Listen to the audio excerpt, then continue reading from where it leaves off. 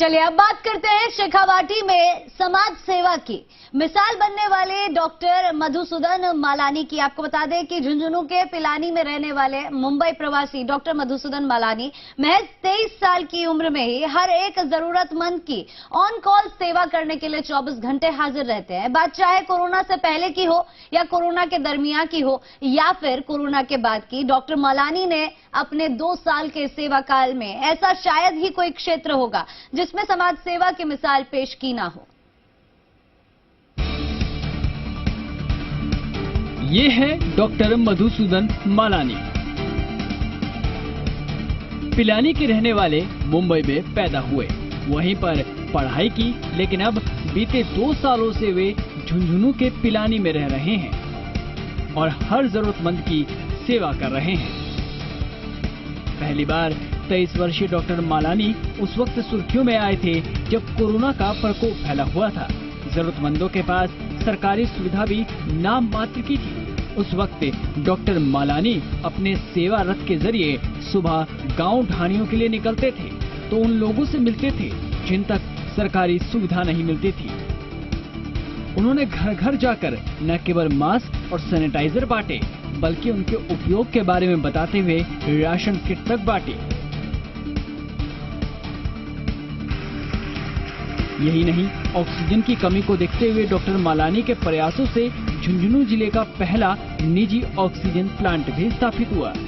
Corona काल के दौरान भी लोगों को घर घर जाकर मास्क दिए, राशन के किट डिस्ट्रीब्यूट किए हैं, साथ ही हाइपोक्लोराइड का छिड़काव भी करवाया है। ऑक्सीजन प्लांट का भी एक प्रकार से डेवलप किया था, जो झुंझुनू जिले का सबसे प्रथम निजी ऑक्सीजन प्लांट बन के रहा है।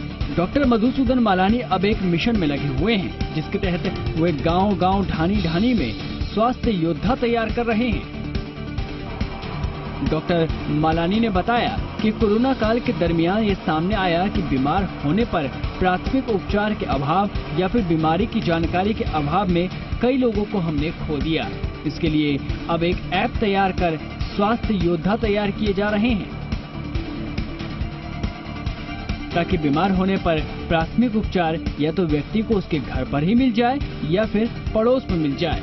इससे हम कई लोगों की जान बचा सकते हैं। उन्होंने बताया कि पहले चरण में ब्रह्मोस एरोस्पेस में 70 लोगों को स्वास्थ्य योद्धा की ट्रेनिंग देने के बाद अब तक पिलानी और उसके आस पड़ोस के गांव में 200 से अधिक स्वास्थ्य योद्धा बनाए जा चुके हैं, जिन्हें हमारी तरफ से फर्स्ट एड किट भी दिए गए हैं।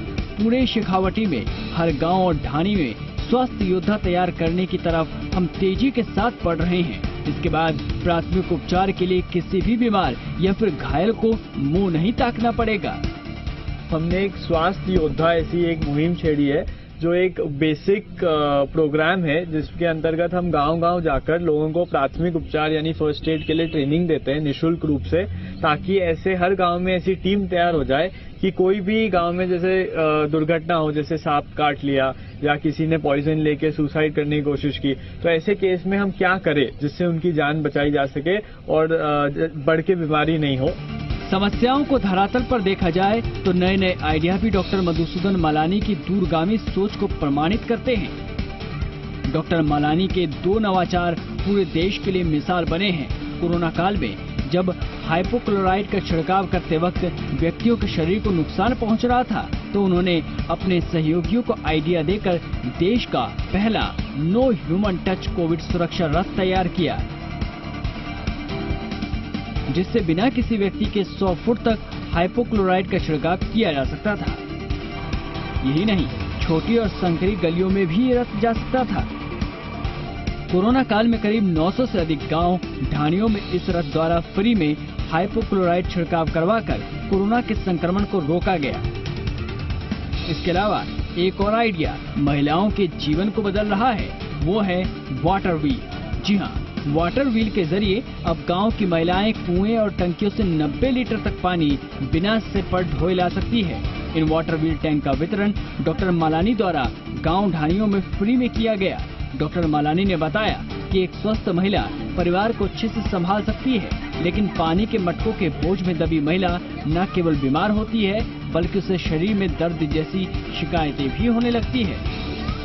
देश का पहला no human touch sanitization vehicle, जिसे हमने कोविड-19 सुरक्षा रथ ऐसा नाम दिया था, जो बिना मानव रहित 100 फीट तक फवारा हाइपोक्लोराइड का छिड़काव करता था, जो रैपिडली करीब हमने 900 गांव इसमें कवर किए। एक वाटर व्हील जिसमें 90 लीटर कैपेसिटी पानी आ जाता है और आप उसे एक बच्चे की तरह खेलने के हिसाब से विदाउट डीजल, विदाउट पेट्रोल आप इसको लेके कई किलोमीटर, सैकड़ों किलोमीटर तक जा सकते हैं बिल्कुल आसानी से। डॉक्टर मधुसूदन मालानी की उम्र चाहे 23 साल की हो, लेकिन उनके इरादे, सोच और सेवा का जज्बा किसी मायने में भी कम नहीं है। जहां पर जो समस्या देखी, जो पीड़ा देखी, जो जरूरत महसूस की, वहीं पर समाधान करने के लिए कूद गए। ऐसा ही वाकया एक बार तब हुआ जब वे झुंझुनू जिला मुख्यालय पर जा रहे थे। रास्ते में उन्हें एक दिव्यांग चाय वाला हाथों के बल सड़क पर परेशानी के साथ जाते हुए नजर आया। उसी वक्त उन्होंने अपनी गाड़ी रुकवाई और उससे पूछा कि आपके पास ट्राईसाइकिल क्यों नहीं है। चाय वाले ने बताया कि कई बार विभागों के चक्कर काटे, उसके पास पैसे नहीं हैं कि वो खरीद कर ला सके। इसके बाद डॉक्टर मालानी ने दिव्यांग सहायता रथ कार्यक्रम शुरू किया, जिसके तहत अब तक 100 से अधिक दिव्यांगों को बिना कोई कागजों की खाना पूर्ति किए सिर्फ एक जानकारी पर ही ट्राईसाइकिल उपलब्ध करवा रहे हैं।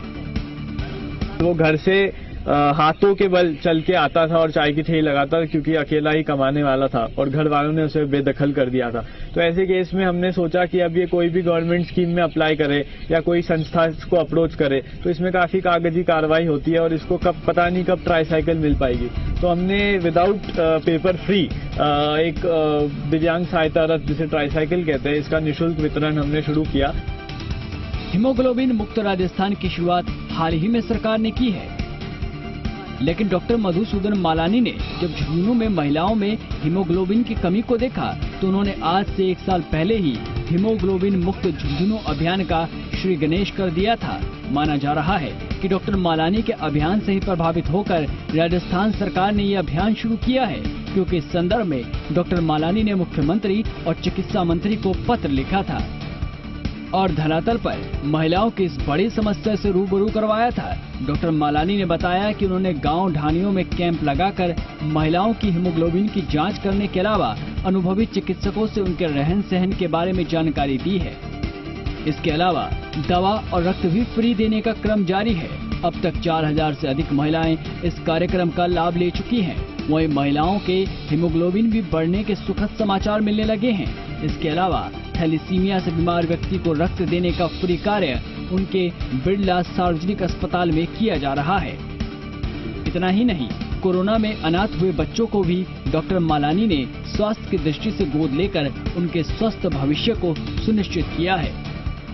हेमोग्लोबिन एनीमिया मुक्त जिला जिसे हम कहते हैं, उसके अंतर्गत हमने करीब 3-4 हजार महिलाओं को निःशुल्क रूप से सेवा प्रदान की है गांव-गांव जाकर। लेकिन एक थैलेसीमिया जो एक बीमारी होती है जिसमें रक्त की कमी हो जाती है, जिसमें सालाना एक घर को 1.5 से 3 लाख रुपए तक का खर्चा आता ही है, क्योंकि ब्लड ट्रांसफ्यूजन करना इत्यादि खर्चे हैं। तो ऐसे सभी व्यक्तियों को हमने निःशुल्क रूप से ब्लड उपलब्ध कराया। डॉक्टर मालानी ने न केवल स्वास्थ्य दिव्यांग महिलाओं के लिए काम किया, बल्कि खेलों को बढ़ावा देने के लिए खेल मैदान भी गांव में तैयार किया गया है। खेलेगा इंडिया तो ही बढ़ेगा इंडिया मुहिम के तहत स्पोर्ट्स किट वितरण का कार्य भी लगातार किया जा रहा है। डॉक्टर मालानी ने बताया कि खेलों में हमारी प्रतिभाओं को गांव की गुआड़ से राष्ट्रीय और अंतर्राष्ट्रीय स्तर तक पहुंचाने के लिए हम संसाधनों की कमी नहीं आने देंगे। उनके इस अभियान के बाद गांव के खिलाड़ियों ने कई प्रतियोगिताओं में दमखम दिखाया है और डॉक्टर मालानी को बधाई भी दी है।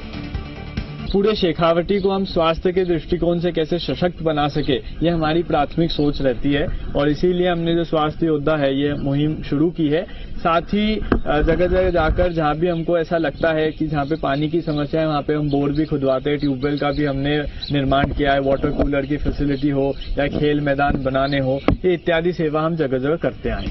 डॉक्टर मधुसूदन मालानी बताते हैं कि जन सेवा ही हमारा संकल्प है, उसी को लेकर आगे चल रहे हैं। हमारा मकसद है कि हर जरूरतमंद तक उसकी जरूरत के मुताबिक हम उसकी सेवा कर सके। इसके लिए हमने गांव में ट्यूबवेल बनाए हैं, खेल मैदान तैयार करवाए हैं। यही नहीं, बेसहारा पशुओं पक्षियों के लिए फ्री सेवा वाला पशु चिकित्सालय भी शुरू करवाया गया है, जिसके तहत रेबीज मुक्त झुंझुनू कार्यक्रम शुरू किया गया है, जिसमें हम कुत्तों को टीके लगाकर ये सुनिश्चित कर रहे हैं कि कुत्ते के काटने के बाद किसी भी व्यक्ति में रेबीज बीमारी न फैले। यही नहीं, अब तक 500 से अधिक टैक्सी और कार चालकों को फर्स्ट एड किट उपलब्ध करवाकर हादसों के समय मौके पर ही प्राथमिक उपचार भी सुनिश्चित किया गया है। संदीप केडिया, जी मीडिया, झुंझुनू।